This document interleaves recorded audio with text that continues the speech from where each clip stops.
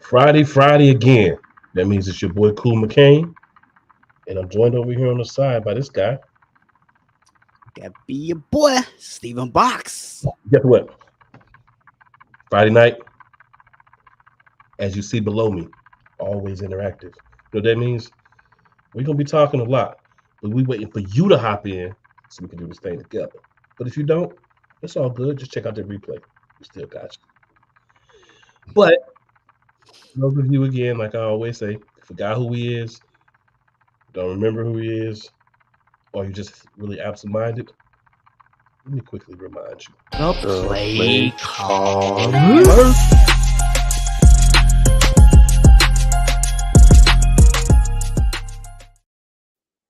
All right, and we back. So guess what's going down tonight? Whole lot of talk, because that's what we do. We're not gonna talk. What we're here for? We just go stare at each other, stare at y'all. It's a little weird. I don't want to be part of that. Big shot Rob already joined us. What's up, Rob? Big shot, Brian Brady in the building. Rob was going down. But yeah, man. So a lot of exciting things happening in the world of sports every week, of course. But this week, Always, some always. interesting things came about. The first thing we're going to talk about, and we're going to make this kind of quick. We're not going to try to go through a whole list for you. If you want the list, go to ESPN.com, search for NBA Top 100, and you can see the entire list. But just want to touch on the top 100 list, give you some thoughts on certain people on the list, maybe advise you of people that made the list that didn't last year, major drops for some what we consider big time players. So, Stephen, man, I'll take this one You said first. that they made the list. People that may have made the list. They made the list. Yes, sir. All right. So, Colin Sexton was not ranked last year. He hops on at 98. Jalen Williams from the Oklahoma City Thunder wasn't ranked. Um, he hops in at 95 this year. Emmanuel Quickly from the Knicks, as well as Josh Hart from the Knicks, both were not ranked. Both hopped in at 92, 91. Kevon Looney, not ranked. He hopped in at 88. So a nice bit of a jump for him. Kyle Kuzma, all the way at 86, not ranked last year. Now, there was somebody on the bottom of this list that I thought was very interesting. Very, very interesting. And not necessarily not warranted, but we'll get to that in a second. All right, so Well, we also had Cameron Johnson show up on the list first. Well, not ranked last year at 82. Bobby Portis was not ranked. He showed up at um, 81. Scoot Henderson, the rookie, hasn't played a game yet. He's already at 78. That's it's kind of crazy. crazy for me. Yeah, a lot of hype for that kid, man. I bet who we won't find up here is the dude that the Panthers, I mean, the Hornets picked. I bet we won't find him on this list. So Chet Holmgren makes his debut at 73. He also was not ranked last year. Walker Kessler at 70. He wasn't ranked. Brooke Lopez at 69. He was not ranked. Austin Reeves goes from not ranked to 66. Now that's what you call a large jump. It's a large. Um, yeah, and then there was one person that was very interesting for their jump, and that was Christoph Porzingis. He jumped up from 86 to 62 just because he went to the Boston Celtics. It's one Yeah, of those Arsenio Hall things that make you say, hmm. right. It's like how you move up just because you went to a team. Then people think you're gonna do something, but it's like, isn't this supposed to be based on what you actually did last year? It's supposed to be based on what they project you to do this year. Well, ESPN and projected what anybody's gonna do is hot garbage. Well, ESPN didn't actually do the projections. They had someone do it for them and then they put it out. But whoever they use is probably hot garbage because they're associated with them. So Yeah, the thing technically still remains. yeah. All right, so Franz Wagner, the Orlando Magic small forward, he made his debut from not on the list to number 52, so a 49 jump.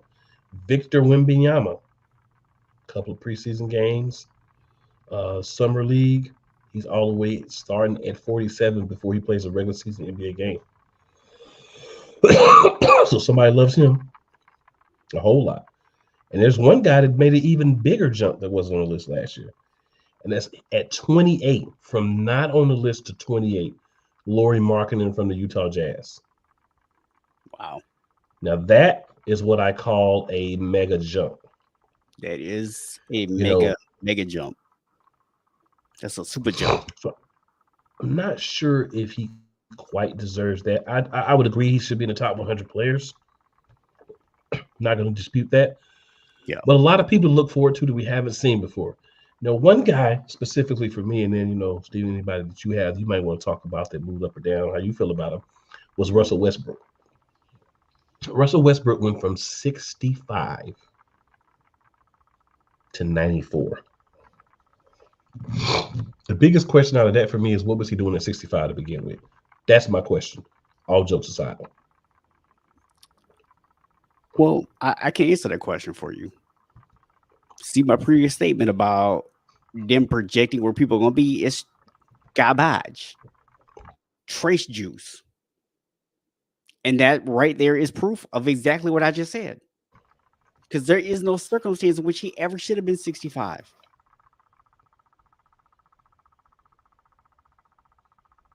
So we got a couple of comments from Big Shot Rob over here.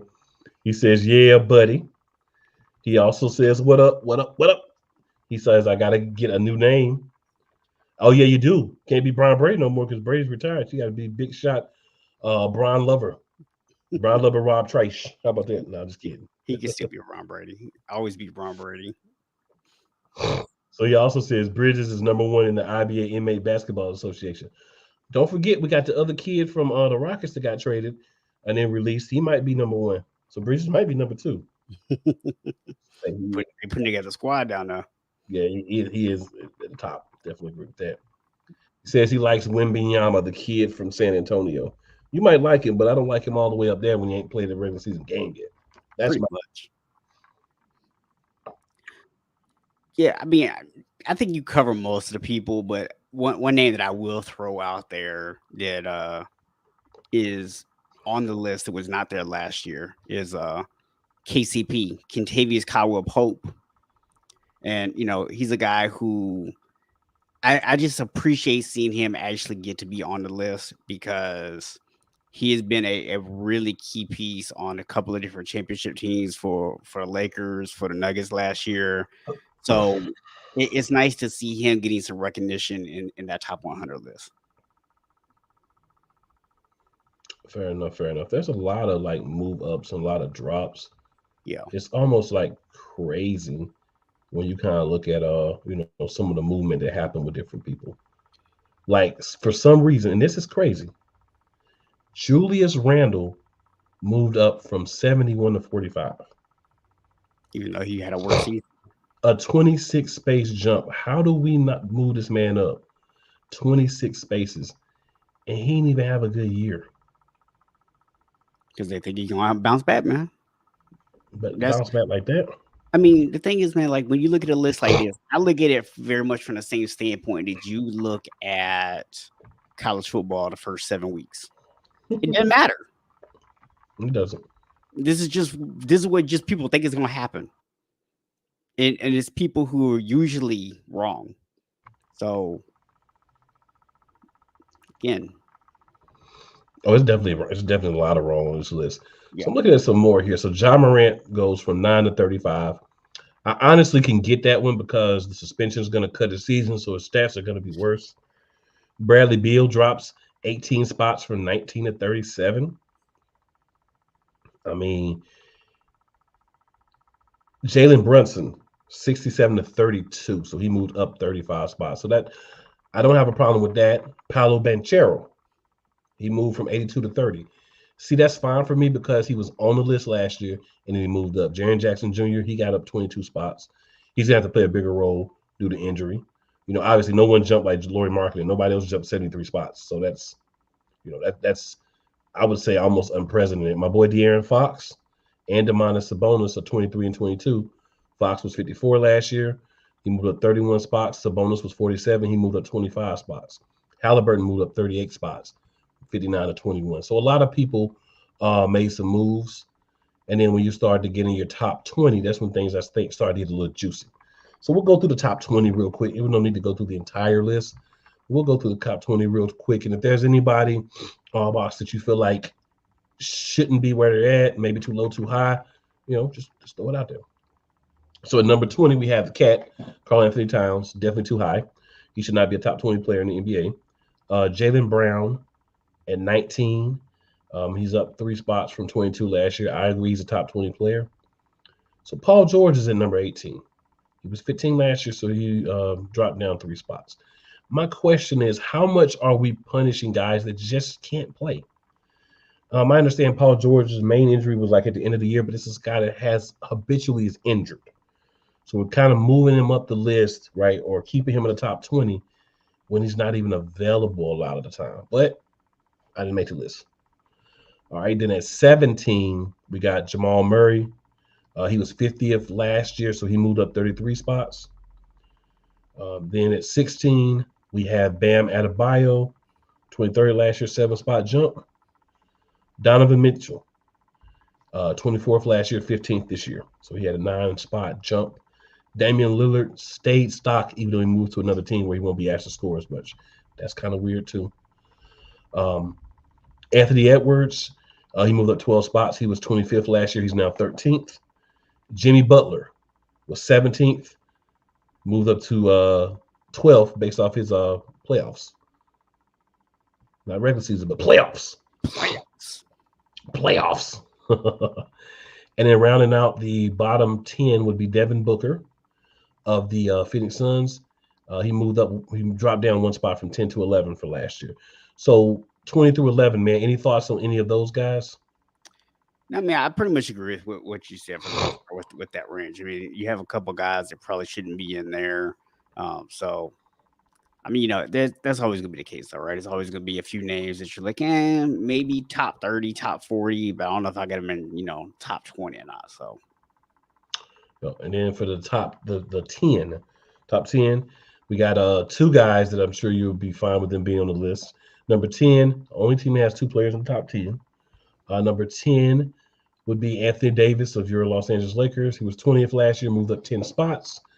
And then some people's kind, LeBron James. He was 6th last year. He dropped 3 spots to 9, but still in the top 10. Then we have SGA. He was 48 last year. He moved up 40 spots. Shai Gilgeous-Alexander. Kevin Durant moved up 1 spot from 8 to 7. Jason Tatum moved up 1 spot from 7 to 6. Steph Curry stayed still at 5. Gotta make sure I say his name right. Luka Doncic. I call him Lucky Donkey, so I had to make sure I say it right. Was 3rd last year. He dropped 1 spot to 4th. Joel Embiid was 1st last year. He dropped to 4th because he's already got his MVP now, so there's nothing to play for. Nikola Jokic stayed stagnant at 2. And Giannis Antetokounmpo stayed stagnant at 1. I personally feel like those should switch. One guy was the MVP of the finals. His team won a championship. The other guy, not so much. But, it's splitting hairs. Yeah, I mean, honestly, I would have switched them too if for no other reason than health, right? We always criticize other people and they can't stay healthy. Jokic was out there. Giannis wasn't. So to me, I would switch those two. I'm not going to drop Giannis too far because I do think he is better than Embiid or Luka. But yeah. Hey man, I do definitely dig that. I mean, it's always something to talk about. Like we don't, like my coach said, we don't put a lot of stock in what happens with these preseason polls, but it's kind of fun to see what people believe people are going to be at in the preseason. So then when things happen, we can kind of actually slide back into that. All right, so we're going to slide on into our reviewing the weekend sports segment here, where we're going to talk about a couple of quick things in the weekend sports. So the Las Vegas Aces of the WNBA are back-to-back WNBA champions. So congratulations to them. Very good victory, able to do it 2 years in a row. They made some additions. The team was stacked. I would have been more shocked than I was when South Carolina got beat if the Aces did not win the championship this year. So, big props to them for that. It's hard to do back-to-back in any league. The question I have, and if you choose to answer, cool. If not, I got it. Can they three-peat? Yeah, I mean, I'll leave that up to you because you definitely watch a lot more WNBA than me. But, I would obviously, kind of ask the question of, is there anybody they're going to lose? Because from what I've seen, it doesn't seem like anybody else is significantly close enough to them to really challenge them. So, I mean, you like you said, you watch a lot more than I do, so you can let me know if I'm missing something there. But that's just what my kind of casual fan observation has been. I'm going to answer this question with one word. Yes, they can, and more than likely they will three-peat, unless there's, and I don't ever wish this, but unless there's some major injury or some teams kind of collude together to try to move some pairs around, which doesn't happen a lot in the WNBA. But I think they're going to three-peat. I think next year is going to be a year where it gets a little tougher. Some teams are going to, be able to spur themselves up with what they are able to do in the draft. A lot of trades happen in the WNBA, so a lot of times you're going to have teams that are pretty good the year before still have a high draft pick because of the previous trade. Mm-hmm. So I think we're going to see some teams get better, but it's going to be hard to beat the Aces when they're locked into the playoffs. The Aces are like the 72 win Warriors or the 70 win Bulls and all those type of teams, where you're really just fighting yourself in the regular season and you're just waiting for the playoffs to kick it on. Unfortunately, for one of those teams that didn't quite kick it on time, but that's kind of what the Aces are at this point until someone else can kind of step up to their level. Yeah. So yeah, they should three-peat. They would be no matter what happens with the other team, they would be the prohibited favorites next year. Yeah. All right. So then NFL Week 6 review. Anything from Week 6 of the NFL that you want to throw out there? No, I mean we pretty much talked about a couple of the games on our morning show. So I would definitely encourage people to listen to us there if you want to hear some of that stuff. I mean, obviously, the big news coming out of week 6 was that there are no more undefeated teams, as both of our teams did fall. Outside of that, the only other big story for me from this past weekend is, again, we have in the spotlight pass interference calls. Some of them called, some of them not called, in multiple games. That just really, to me, highlights the fact that this needs to be a reviewable play. That needs to be a reviewable penalty. I mean, I don't think they'll ever get to that point. I They think won't. They don't want it it. should be. I think you should have the ability to challenge one of those, just like you can a regular challenge. It's like a bonus challenge, but it is what it is. We are seeing a lot more referees just being involved in outcomes than we really want, right? You don't really want to be at a point where you feel like referees are controlling the game. And to an extent, you do feel like that happens from calls or not making calls. And it's a little sad. It's a little disappointing because that's not what we want. That's not what we expect. And that's not our expectation. Yeah. Yeah. I mean, like a good example is the Giants and Bills game on Sunday Night Football. You know, even Chris Collinsworth is over there going, I mean, he couldn't even get a second hand up. Like, how is that not pass interference? And I got to tell you, man, if Chris Collinsworth can see it, there's really no reason somebody else can't. Yeah, if Chris Collinsworth can see it, everybody should see it. I definitely 1,000% agree with that synopsis on that particular thing because Chris Collinsworth is a clueless individual a lot of times. Yeah. All right, so then we'll slide on over, man, to NCAA Week 7 thoughts. So in the previous week for NCAA, any specific or particular thoughts that you want to share with our fam? You know what? I gotta sit here and even think about what games even got played last week because I've already moved on to this week. So, uh, remind me if there was any big upsets or anything this past week. I sure can do that for you, sir. So Oregon State, not a huge upset, but number 15 beat Oregon State beat UCLA. Mm-hmm. Oklahoma State beat Kansas. Missouri beat Kentucky. Notre Dame whooped USC. 21 Notre Dame, 48. Number 10 USC 20. Yeah, that was a surprising one right there. Yes, it was. Penn State blanked UMass. It wasn't a big, win. But anytime you're blank a team, anytime you don't even let a team score a field goal, there has to be something that people should at least pay attention to. Yeah. Um, It's hard to shut anybody out completely. Yeah. And of course, the Pitt Louisville game. Pitt unranked beat number 14 Louisville, so that was another big moment. And then of course, not in the top 25, but Colorado stunk it up, and a lot of people were coming for, of course, Coach Sanders after that, Coach Prime. But I mean, I think for me, simply put a different way, because I've already kind of talked about it. We're going to rehash the same thoughts. I'm going to put it a different way.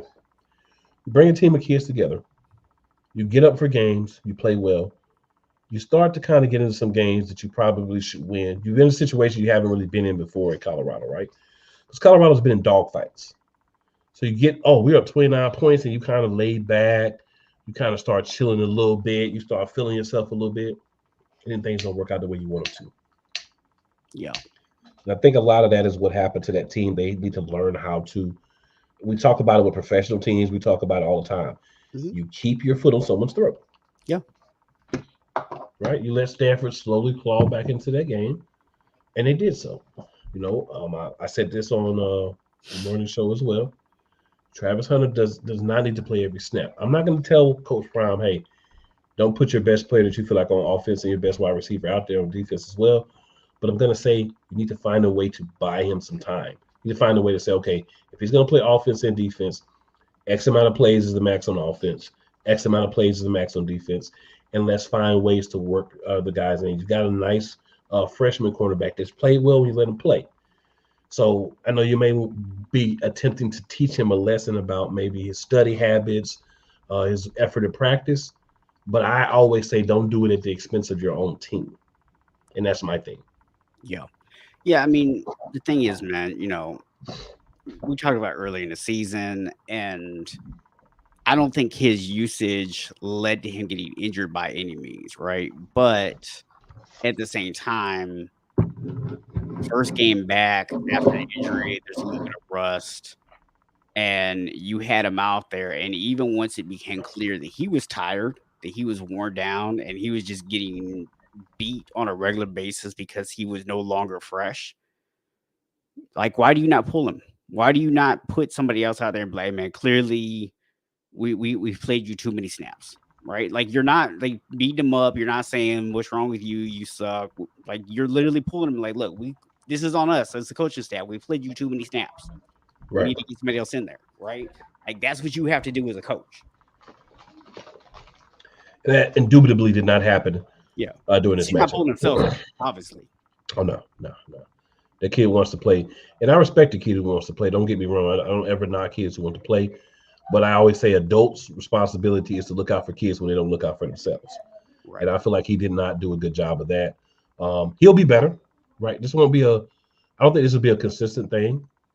I think we simply saw a guy that just kind of, for whatever reason, had a certain way he wanted to play this game, and he was not going to deviate from that.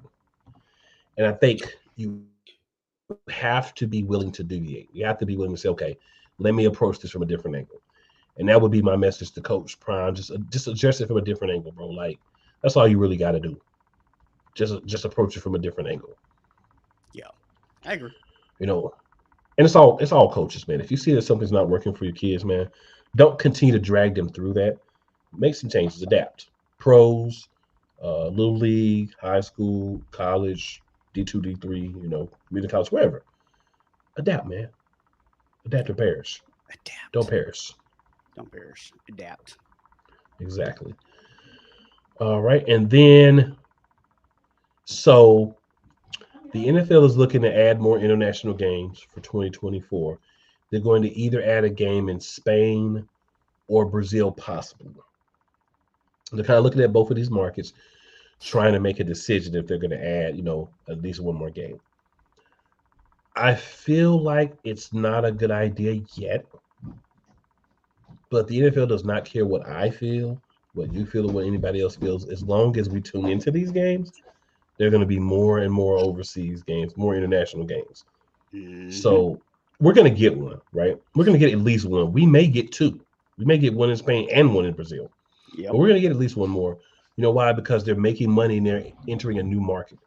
You're a season ticket holder and we take away an away game, and put it overseas, you're not going to care, right? Now, obviously, you probably can figure it where you take a away game from both teams and still have their 8 games at home, and you just take an away game for both teams and put it overseas, right? So they both still have the same amount of home games.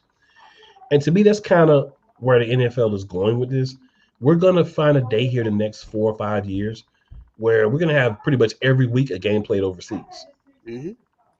I actually said this last year when they switched to the 17 game schedule. I said that's if you think about it, they're gonna have that ninth game every year where sometimes it's a home game, sometimes it's an away game. But I felt like at the time that's what they were gonna end up doing was basically using that odd game as an international game for every single team.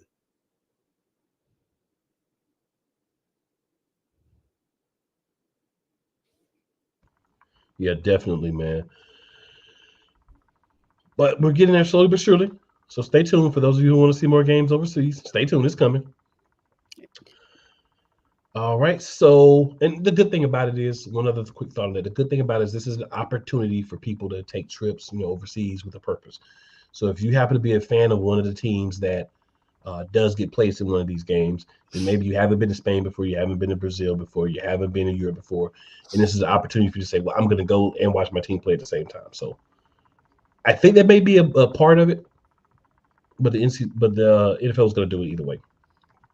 I'm just glad that so far they've only asked the 49ers to go play in Mexico, which is at least same time zone. So hopefully that continues.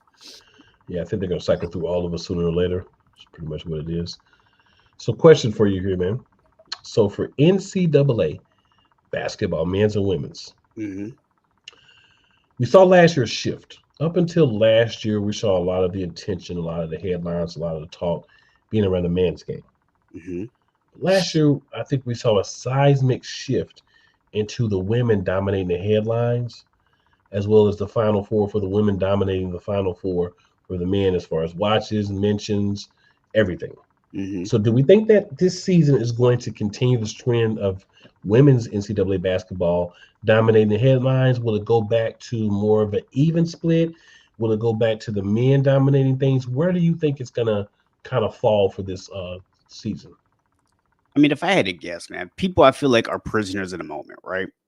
So I think most people are going to fall back into that familiar pattern of they're going to start with men's basketball. Now, you might have a few extra people that, say, hey, you know what? I really enjoy watching women's basketball. I'm going to stick with it. But I think for a lot of it is people going to go back to watching men's. Now, when the tournament rolls back around, if there is a similar situation to last year where there was honestly better quality games and competition on the women's side, I think you might see the exact same thing happen again where people all of a sudden shift over and start watching the women's. But I think early in the season, people are going to probably just fall back into their regular patterns and they're going to mostly watch the men's games just like usual. For me, I think that the problem is we don't have stars in the men's game. We don't have household names that people know really the men's game. We've got quite a few of them in the women's game because they're getting a significantly higher amount of money to stay and use their NIL funds than if they were to go to the WNBA. Yo, So when you ask why you don't see as many women coming out early, they make more money in college with NIL yo. than they make in the WNBA. So that's why they're staying. That's why Angel Reese is there, Haley Van Lith, so many other people that I can name. I'm not going to try to name everybody because then I'll leave somebody out and everybody, oh, why did you leave out such and such? But there's a lot of ladies that are staying because the NIL funds that they're getting makes sense for them to stay in college until their eligibility is exhausted and then go to the WNBA. Yo.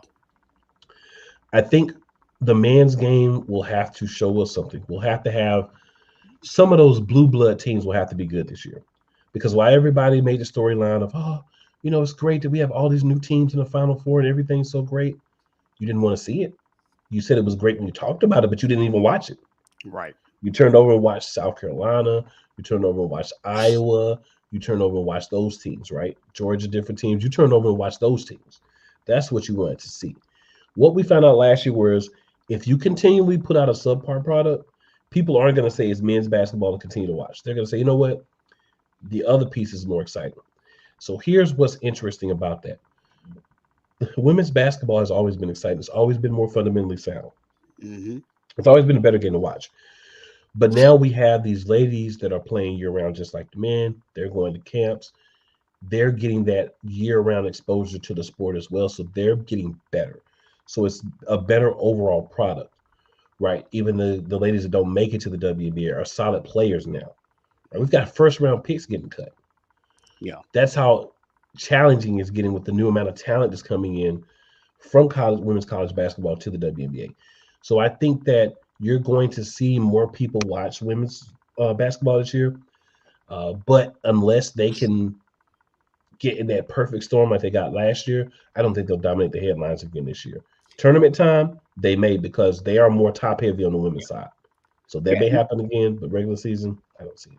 Yeah, and that's basically what I just said too. Is I think during the regular season you will see some increase, but it's going to mostly be people going back to the men's. But tournament time, that could easily shift and it'd be just like last year.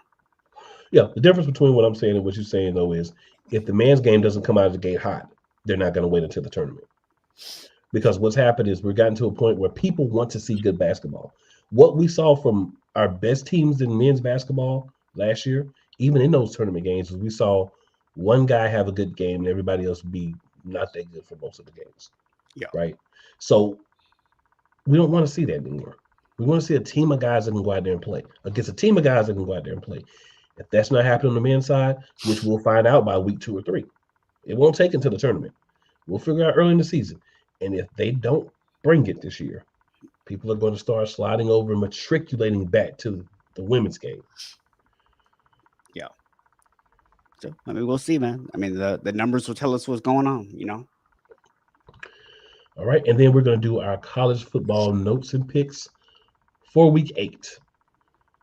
All right. So we'll go through the top 25 games. We have done this, but just if there's anything you want to change, maybe you're looking now, got some new reports, you see who's playing, who's not playing.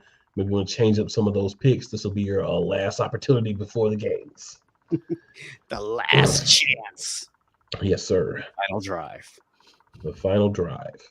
So number 1's off this week. Georgia's chilling there at the crib, posted up like a mailbox. So we'll start with number 2, Michigan at Michigan State. I know what we're both picking there. We're both picking Michigan. Yes. We're not playing. Number 3, Ohio State. Number 7, Penn State. Who you got? Yeah, you know, this is that crazy one, right? This is the one everybody's looking for. I'm picking Penn State. I've been on Penn State all year. I don't see a need for me to change. Penn State it is.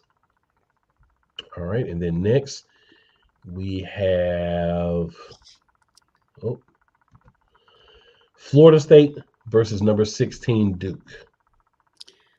Unless something has changed, I do not believe Duke is going to have their quarterback, so that puts them in a pretty big disadvantage. I was going to probably pick Florida State anyways, but definitely going to go Florida State without Leonard Riley or Riley Leonard out there.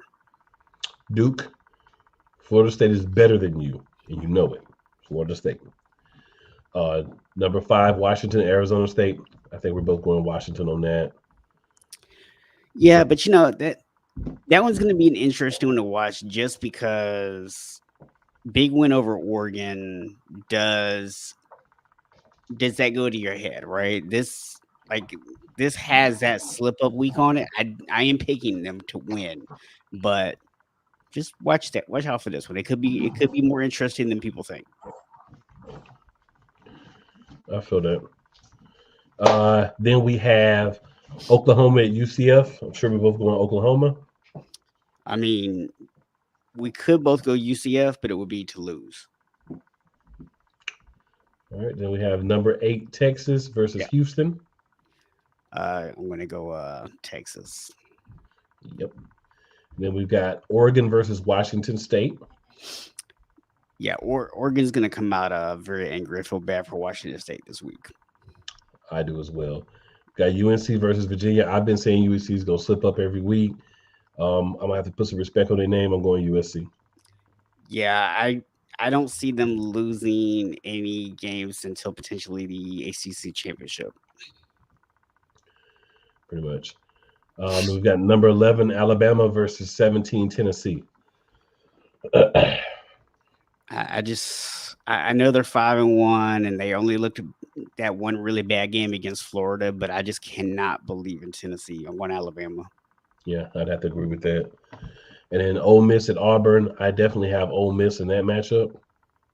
Yeah, I agree. And we've got Utah at USC. So I'm going to take USC because I think Caleb Williams has been hearing a lot of the talk about how he's been figured out, blase this and blase that. The USC defense is not great, but they're good enough to beat Utah if they play a better brand of football, which they should, right? And then also Caleb Williams has got to get back on track. He's running around talking about he wants to be a part owner of whatever team drafts him, which, by the way, is illegal. So I don't know why you're doing that. You can't be an active player and be a part owner of a team. So just want to throw that out there. Unless the rules get amended, that's not even possible. You could, save up your money and be ready to buy into a team when you are done, but it's not something you can do now, sir. But I'm going to pick USC over Utah. I'm going Utah. I just think when I look at Caleb Williams, there are problems that I have seen for a while now that other people are just now finally starting to recognize in his game. And I think Colorado did a great job of exposing a lot of them. And the blueprint is out there, and his defense is not good enough to bail them out. And this Utah defense is really, really good. So, one Utah. And then we got LSU versus Army. I'm definitely going LSU. Even Army is going to struggle despite how bad the LSU defense is. I'm going to go LSU. And then we got Missouri versus South Carolina. I'm going to go Missouri. I'm going to actually go with the upset. I'm going to go SC. I just feel it. I feel it in my bones, in my left knee. Arthritis, sir. Number 22 Air Force at Navy. Gonna go Air Force. I'm gonna also go Air Force. And by the way, Arthur has not visited me, sir. Okay. We're not on speaking terms. Okay. All right. And then number 23 Tulane versus North Texas. Tulane. Yeah. Iowa versus Minnesota. 24 Iowa versus Minnesota. I'm gonna go Iowa. Yeah, I'm gonna go Iowa. And then we've got UCLA versus Stanford. After what I saw Stanford do to Colorado, I'm going Stanford. Yeah, I can see it. I'll go Stanford. UCLA doesn't have any highly heralded cornerbacks, and even though they had one, somebody got that work. Yeah. All right, sir. So we're gonna, of course, talk about the NFL games, but you want to talk it all about the Thursday night matchup we had between the Jags and the Saints. I will say a couple things. Number one is Derek Carr is exactly who I thought he was. Your defense gets you 2 turnovers, basically back to back, and you scored 3 points off of them. It literally took a really great catch by Michael Thomas and a really great run from Alvin Kamara to even keep you in this football game.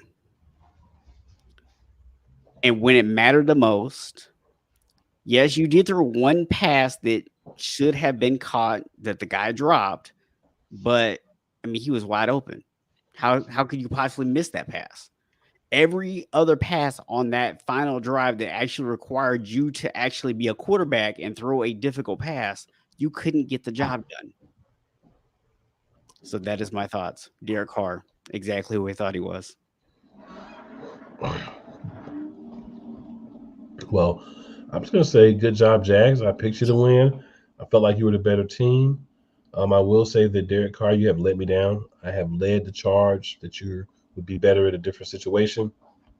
So far this year, through 6 games, you have made me wrong. Show these people who you are, or I'm going to have to humble myself at the end of the season and say, he's not who I thought he was. All right, so we'll move on to the games for this week. We'll start with the Lions at the Ravens. It's going to be an interesting matchup to pick. I'm back and forth on this joint every time I think about it. Yeah, this is a tough one. I mean, this is going to be, if you like physical football, right? If you just like smash mouth guys playing hard football, this is the game for you. And I'm gonna tell you, man, I gotta go Lions. Like I like you, I've been back and forth on it. I keep like changing my mind, but I just had that feeling. I'm gonna go Lions. Okay. Well, I am going to go Ravens. And Yep. so it may be like, oh, you just picking the Ravens because you want somebody that's going to knock somebody else down since you're 5-1 now too. Yeah, I mean, I'm not going to argue that with you. But when I I mean, look at this, I feel like, I'll be pulling for the Ravens. Don't get me wrong. yeah. But no, when I look at it, I think Lamar Jackson needs that statement game. Mm-hmm. Beating a 5-1 Ravens team, you may or may not have OBJ, and if you have, he's probably not 100%. But going in there and getting a job done against this Lions team, that should be motivation for the Ravens team to step up for Lamar Jackson to have one of his better games of the season. They're in Baltimore, so I'm going to pick the Ravens. Yeah. And look, just to be clear, I may change my mind 6 more times between now and Sunday, but for I'm right sticking now, with the Ravens. yeah, I'm for right sticking now, with go them. Lions. But All right, then we got the Raiders at the Bears. I mean, this is my, whoever watches this game is the real losers pick of the week. Um, Mine is a different game. I don't even know, man. Honestly, I'm gonna go the Raiders backup quarterback is probably better than the Bears backup quarterback, so I'm gonna go with that. So, I'm not a big stat guy, but I'm going to give you a stat here. The Bears are undefeated on Thursday nights, but this game is on Sunday. I'm going Raiders. All right, and then we have the Browns at the Colts. I'm gonna go Browns just because I think if you can take the Colts running game away, they're gonna really struggle. I'm going to go with the Browns as well. I think they had their Super Bowl last week, but the Colts with Gardner Minshew, they'll put up yards, but I don't think they're going to put up a lot of points. Yeah. I do just want to make a very quick comment on Cleveland. They've been having players come out all week, tell all the different things that San Francisco did that they took personally. And I'm just gonna say, I realize you're an organization that hasn't won a lot, so you don't really know what it's like to be there. But here's the small tip for you. If you need two horrific calls to put you in the lead, and then you still need for a rookie kicker to miss a 41-yard field goal to win a game, maybe you shouldn't be bragging about how personally you took everything. I mean, congratulations on the win, but you might want to calm down on how personally you took everything, because it's not like you went out there and humiliated anybody. All right, so we'll move on. We got the Bills versus the Patriots. Bills are 4-2. Patriots are 1-5. Very simple. The Patriots are trash juice. They're going to be in the sweepstakes for one of the top quarterbacks. They're that bad. I'm gonna go Bills. Well, we saw against the Giants that the Bills are willing to play down to their competition. Fortunately for them, the Patriots are not willing to play up to theirs, so I'm going to go Bills. Yeah, that's gonna be tough. I'd hate to be the Patriots. So here's my, if you watch this game, you lose as a fan, game of the week, and that's the Commanders versus the Giants. Commanders 3-3, Giants 1-5. The Commanders should come out and handle business on this Giants team that they have to have wide receiver help, right? They have to. If there's a wide receiver out there that isn't signed, The Giants should be calling them. The Giants need 3 or 4 wide receivers. So it's time to make some calls. I mean, running game is decent when you got Saquon, but that wide receiver group, mm-mm, mm-mm. I mean, I don't really know that we've seen what they truly even have a wide receiver yet because their quarterbacks are literally getting destroyed. So it's been tough for them to even drop back and throw the football. Um, but you know what? I'm gonna go Giants. All right, then we got the Eric's, Falcons. Eric's got a comment for you about the Giants, I believe. All right, yeah, I'll be on my face red, droopy eyes. Face red, droopy eyes. Hey, Eric, man, I'm sorry, bro. You're my guy, man, but Yeah, it's tough year, man. Tough year. I'm going Giants. I think they get their second win this week. I hope you win, but I don't see it. So we have the Falcons at 3-3 at the Buccaneers 3-2. I am going to go with the Buccaneers because I don't believe in Desmond Ritter. Period. I don't really believe in Baker Mayfield either. Better than Um, Desmond Ritter. he is better than Desmond Ritter, but the Falcons' defense I feel like is a little better than Tampa's. I'm going to go Falcons. I think their defense and their running game wins this game. Gonna go. Okay, then we got Steelers at Rams. Steelers 3-2, Rams 3-3. You know, I've went back and forth. I think I'm gonna go Steelers on this one. This is another one I've been back and forth. I'm gonna go Steelers on this one. I think Pickett starts to turn the corner. They started to run the ball a little bit. You know, my man Mike Tomlin, Omar Epps doppelganger, he ain't about to go out there and keep losing. So this is turnaround time. I'm honestly shocked this team is 3-2. I'm going to go Rams. All right, and we got the 1-5 Cardinals at the 3-2 Seahawks. You know my rule about the Cardinals. I'm going Seahawks. Yeah, the Seahawks struggle with the Rams. They usually don't have too much trouble with the Cardinals, so I'm going to go Seahawks.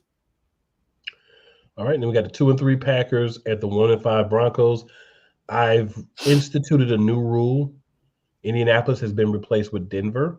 So if you're playing Denver, I'm going with you. So Packers. Yeah, I'm going to go Packers and anybody who wants to see a fire sale in Denver. So interesting report I read. I don't know if I believe this or not because I think it would be a bad move. Okay. But I've heard that the Eagles are in advanced talks with the Broncos about one PS2. I don't believe it, but we'll see. Yeah, I mean, I feel like when we start looking at that team, there's a few guys that are going to be potentially up for trade. I feel like he's the one that's going to be the toughest to get away from them. I think they are more likely to let go of either Jerry Jeudy or Cortland Sutton. Would be the two more likely guys that they might. How about him? I'd really rather have him. I mean, I think you have a better chance of getting him. So I'm not worried about corner as much as I am safety. Yeah, not at all. All right, and then we have the 2-3 Chargers at the 5-1 Chiefs. I'm going to repeat what I said before. The Chiefs have Austin Eckler back. He's had a game to play. I mean, the Chargers, excuse me, have Austin Eckler back. He's had a game to play. I believe he's going to come out this game, and he's going to show people the Austin Eckler we all know and love and help my fantasy teams rise from the ashes of their defeats, multiple, because I drafted him. And they're going to beat the Chiefs team. So this is my my statistic for you. This is an unofficial statistic, but the Chargers have a head coach who is very good at blowing end of games. And we have a Chiefs team who is very good at getting people who wear a certain black and white uniform to help them at end of games. And that's a terrible combination if you're a Chargers fan this week. So I'm going to go Chiefs. That's fair. That's fair.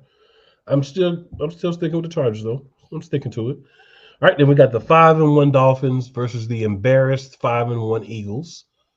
Who do you have winning this game?